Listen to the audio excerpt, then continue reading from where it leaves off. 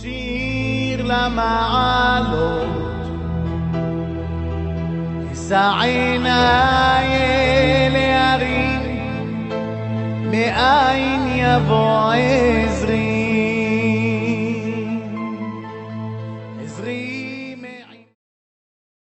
Bishut Maria Varabotai, avec la permission d'Hachem, j'espère que vous allez bien. C'est un message pour la communauté Kol Haim, pour tous nos amis à Yerushalayim, nos amis à Netanya, Ra'anana, Tel Aviv, Ashdod, en Israël, nos amis en France, aux États-Unis. Le message que je voudrais faire aujourd'hui, c'est un message un peu clair. Nous sommes à quelques jours avant Tisha B'Av. Vous savez pourquoi le Beit HaMikdash a été détruit? Le Beit HaMikdash, il a été détruit pour deux raisons. Le premier Beit HaMikdash a été détruit à cause on s'est affaibli dans la Torah. Et lorsqu'on s'affaiblit dans la Torah, alors on ne connaît pas les lois de la Torah. On ne fait pas la Torah. Alors le fait que les Juifs n'ont pas respecté les lois de la Torah, parce qu'ils n'ont pas étudié la Torah, alors on a été jeté de Eretz Israël. Et malheureusement, c'était une Shoah terrible. La deuxième fois, c'était le deuxième Beit HaMikdash. Elle a été détruite malheureusement aussi à cause des raisons. Là, ils ont étudié la Torah, mais il n'y avait pas le respect du prochain. Et il n'y avait pas le respect du prochain. Et le fait qu'il n'y avait pas le respect du prochain, et pourtant, il y avait des grands rabbins. Il y avait des très grands tzadikim. Il y avait Rabban Yochanan ben Zakkai. C'était l'époque extraordinaire de Hillel HaZaken, de Shammai. Il y avait beaucoup de tzadikim, mais malheureusement, et ces tzadikim, ils étaient exemplaires. Ils étaient très exemplaires. La modestie de Hillel HaZaken, la tzidkout de Rabban Yochanan ben Zakkai et ses élèves. Mais malheureusement, il y avait la haine gratuite. Il y avait des guerres. Et pourtant, ils étaient érudits dans la Torah. Ça veut dire, mes amis, être érudit dans la Torah, c'est une chose. Mais il y a ce qu'on appelle, vous savez, vous allez dans un restaurant, on vous sert le plat et l'accompagnement du plat. Il faut savoir que l'accompagnement du plat, c'est important. On ne mange pas que la viande, il y a ce qui accompagne la viande. C'est comme ça, mes amis. Avant qu'Hachem a donné le plat, qui s'appelle la Torah, il a donné l'accompagnement du plat. Ça veut dire aussi, il faut être bien avec les autres, les bonnes qualités. Et c'est ça, mes amis, que malheureusement, ils avaient le plat, la Torah, mais ils n'avaient pas ce qui accompagne la Torah. Parce que la Torah, sans les bonnes qualités, ça ne marche pas. Donc le Beit HaMikdash a été détruit, et malheureusement, jusqu'à maintenant, le Beit HaMikdash n'a pas été encore construit, donc c'est un problème, un grand problème. Alors comment faire? On dit, ça fait maintenant 2000 ans que nous sommes en exil, et le Beit HaMikdash n'est pas là encore. Alors qu'est-ce qu'il faut faire? Alors ça veut dire qu'il faut se renforcer dans la Torah. Alors écoutez bien, on n'a jamais vu une génération où il y avait la Torah que la nôtre. Ben, c'est inimaginable. Je me rappelle, moi, je suis d'Essaouira, je suis du Maroc. À Essaouira, il n'y avait pas de yeshivot, il n'y avait rien du tout. C'était pas tout le monde qui pouvait aller étudier la Torah. Et on était, je sais pas, presque dans tout le Maroc, même en Algérie, en Tunisie, c'était pas tout le monde qui étudiait la Torah. Aujourd'hui, on appelle Daf Hayomi. Il y a des millions qui étudient le Daf, une page de Gemara. Et c'est de la folie. Notre époque, c'est l'époque bénite. À Essaouira, il y avait 2 mikvés pour les femmes, sur 22 000 personnes. Aujourd'hui, là où vous allez, il y a 3, 4, 5, 10, 15 mikvés. Aujourd'hui, jamais. Je me rappelle, quand je suis venu à Lyon, il y avait, je sais pas, 1 ou 2 mikvés. Aujourd'hui, il y a plein. Je me rappelle, quand je suis venu à Lyon, je parle de Lyon parce que je me rappelle très bien, Lyon, Villeurbanne, il y avait l'école juive, il y avait encore 40, 50 personnes. Aujourd'hui, il y a 1000. Aujourd'hui, il y a l'école de Lubavitch, il y a presque là-bas aussi 5, 6, 700 personnes. Et encore une autre école. Ça veut dire que c'est de la folie. À notre époque, elle est bénie. Regardez Paris. Paris, il y a 40 ans. Je me rappelle, il n'y avait rien. Aujourd'hui, Paris, elle est pleine de tout. Le manger caché, les restaurants, les synagogues, les écoles juives, les séminaires, il y a de tout. C'est-à-dire que notre époque, elle est bénite. C'est l'époque de la Torah. Même en Alaska, il y a là-bas un mikvé, il y a là-bas une petite école juive. Partout. Il n'y a pas un endroit aujourd'hui dans le monde où il n'y a pas quelque chose de juif là-bas. Donc, alors, comment ça se fait?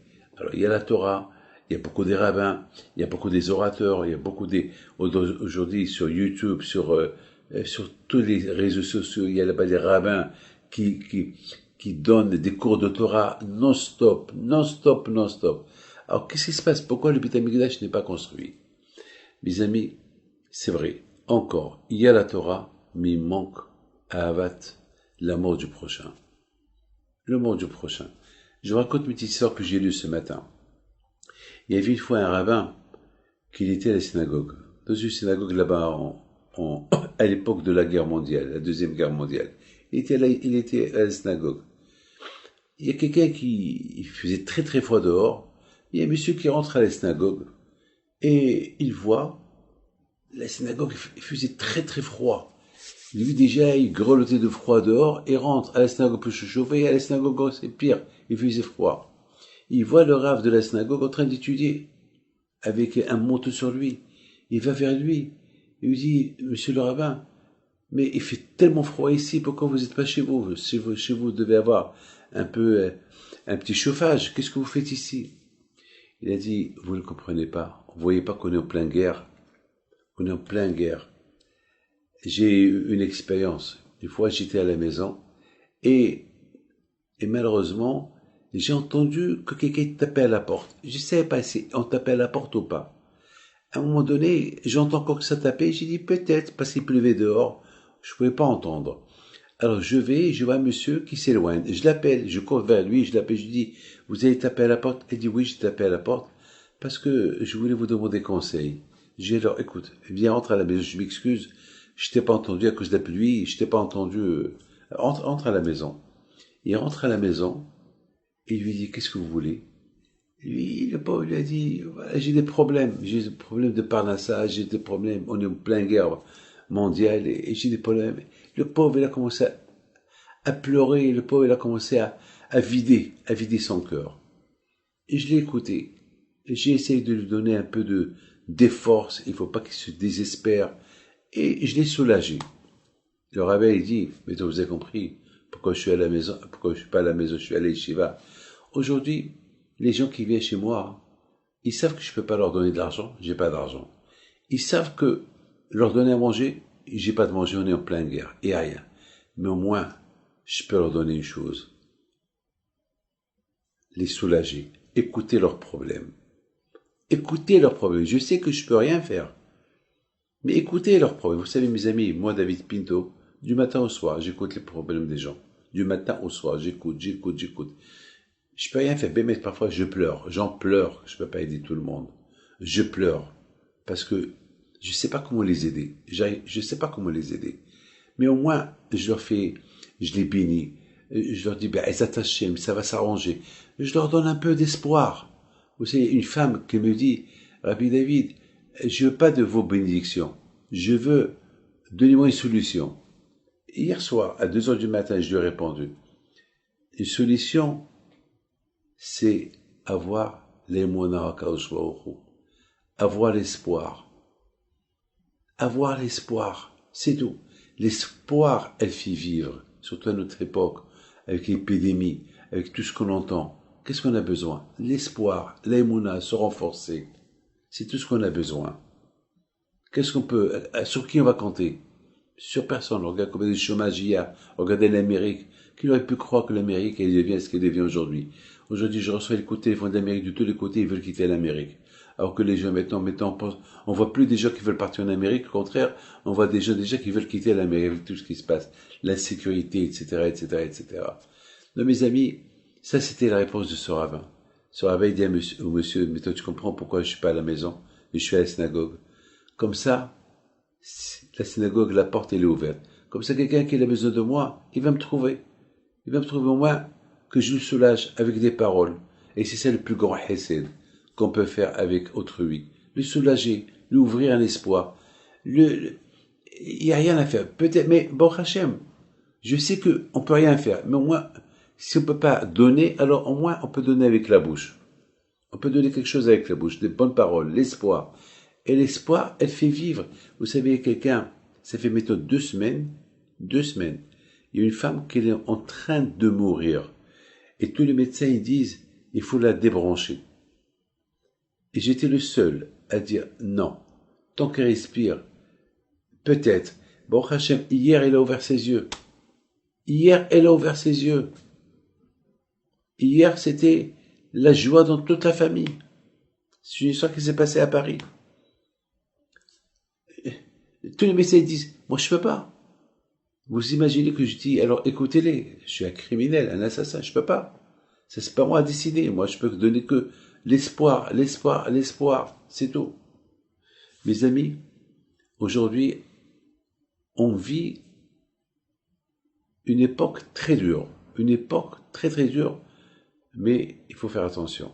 Le plus grand hesed, bien qu'on peut faire, c'est ne mettez pas votre vie en danger, et ne mettez pas la vie d'autres en danger. On vous dit de se couvrir les visages, faites-le. On vous dit de se laver les mains tout le temps, faites-le. Ne dites pas que c'est varié. Encore, on nous embête. Écoutez, on peut être indirectement coupable d'avoir fait tomber quelqu'un malade parce que nous, on n'a pas fait attention. Le plus grand hesed, c'est donner l'espoir. Le plus grand hesed, c'est de faire attention avec soi-même et faire attention aux autres. Et faire attention aussi à vos parents, à vos grands-parents. Voilà, mes amis. Avec ça, on va construire Beth Amikdash. Vous croyez que Hachem, il n'a pas ras-le-bol d'être seul. Il veut se réunir avec nous. Il veut mettre la couronne sur la tête et se débarrasser de cette couronne-là qui s'appelle Corona. Non. Bien sûr que non. Quand je veux être avec nous. Alors, faisons tous ensemble. Travaillons-nous tous ensemble dans nos midot. Et je vous souhaite à vous tous Shabbat Shalom. Et que Hachem y fasse qu'il n'y aura pas de confinement encore ici en Israël et en Europe et dans le monde entier. Et que le bon Dieu apporte la réfoua au monde entier. Amen. Shabbat Shalom. Merci beaucoup. אדוני ישמור צאתך ובואך מעתה